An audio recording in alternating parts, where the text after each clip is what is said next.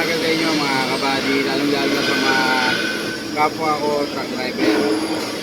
For today's video, gusto kong sabihin sa inyo na nagpapahanap yung company namin ng truck driver.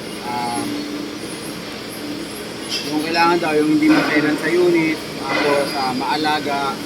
Kasi malaki yung sahod dito mga kabady. Depende na lang sa inyo kung gaano kayo kabilis makabalik sa garahe. Biro mo, sasahod ka ng 10K Manila rate. Manila lang ang biyahe mo. Yung nga lang, ang ano ng opisina, yung nga lang, inihingi ng opisina, kailangan daw, paalaga ka sa unit. So, ngayon, mga kabady, papakita ko sa inyo kung ano yung unit na gagamitin nyo.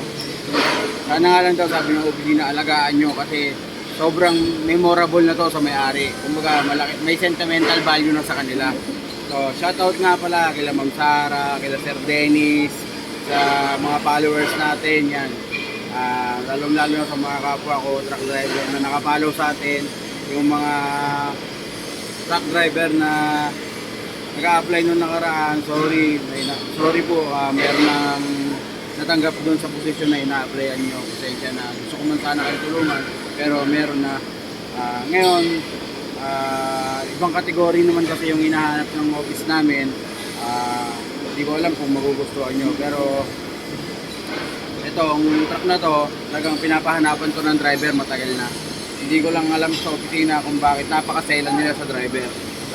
So ito mga kabady, samahan nyo ko at papakita ko sa inyo yung truck.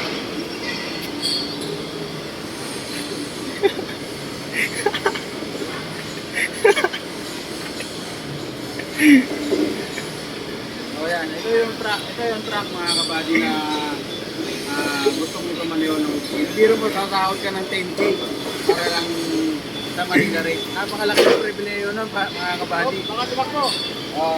Yeah, pinapahanapan ng video mo si Kuya, ayan. Pinapahanapan ng kumpanya ng ng driver. Napakatagal na raw kasi pero wala nang tatagal na driver. Kailangan driver dyan. Oo. Biro mo, sasahod sila ng 10K pataas. May naputulan na paa dyan. Naputulan na ng paa yun. Oo. So mga kabady Kasi walang preno yan.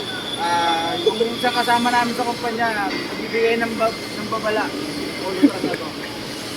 So yun lang mga kabady. Salamat.